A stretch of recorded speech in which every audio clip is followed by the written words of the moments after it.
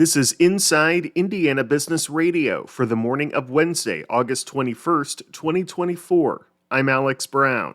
Indianapolis-based Eli Lilly and Company is seeing rising momentum and growing quarterly success. Lilly's 2024 Q2 profits rose by 36%, driven largely by the success of diabetes drug Mounjaro and weight loss drug Zepbound. Peter Dunn, CEO of Your Moneyline in Indianapolis, says that momentum also brings benefits to Indiana. They make a massive impact on Indiana, and I would argue that there hasn't been an impact of this kind possibly ever in the state. And going forward, it's going to take decades for someone to match the impact. There's roughly 11,000 Hoosiers who work for Lilly. And not only are they benefiting from employment, but they're also benefiting from the stock, which has gone gangbusters. The company's full-year revenue outlook has grown by $3 billion. An Indianapolis-based tech startup that has developed a workplace bereavement support platform has closed on a $750,000 pre-seed funding round. Bereave says it plans to use the funding to accelerate the co-development of its enterprise software with Bloomington-based Paragraph Venture Studio. Lafayette-based freight trailer manufacturer Wabash has announced a handful of senior leadership changes as the company looks to rebound amid weakening demand for its products and services. Among them, Dustin Smith will step down as Senior Vice President and Chief Operating Officer. Additionally, Chief Financial Officer Mike Pettit will transition to the newly created position of Chief Growth Officer. From the number one source for Indiana business news, this is Inside Indiana Business Radio. IBJ Media, Inside Indiana Business, and the Indiana Economic Development Corporation invite you to the Engage Indiana series, presented by CareSource, Indiana University, and Old National Bank.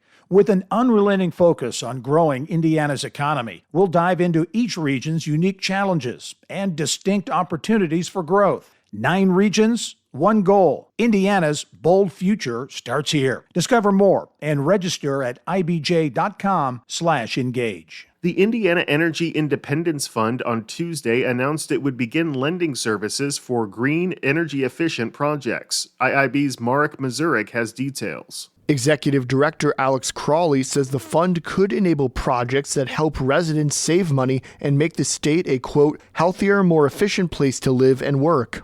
The commercial lending product targets Hoosier businesses, not-for-profits, and governments to help lower their energy costs.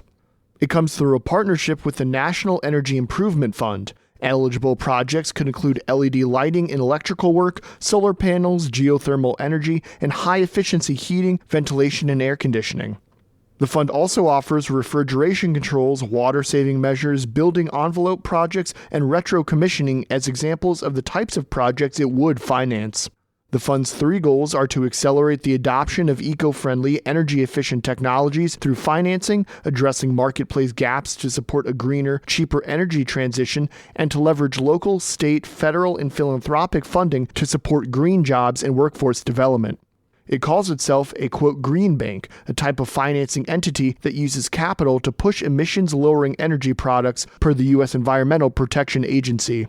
I'm Marek Mazurek with Inside Indiana Business Radio. Design plans for part of the Old City Hall redevelopment project in downtown Indianapolis have undergone a substantial change ahead of the city's Historic Preservation Commission hearing next month. Indianapolis-based TWG Development has overhauled its design for the skyscraping tower, considered the bulk of the $264 million redevelopment project. The number of units has also changed to 186 apartment units, 156 hotel rooms, and 23 condominiums. It's not immediately known whether TWG will seek final approval for its design during the September meeting. A developer is permitted to make multiple trips to the Preservation Commission to receive feedback before submitting the final design.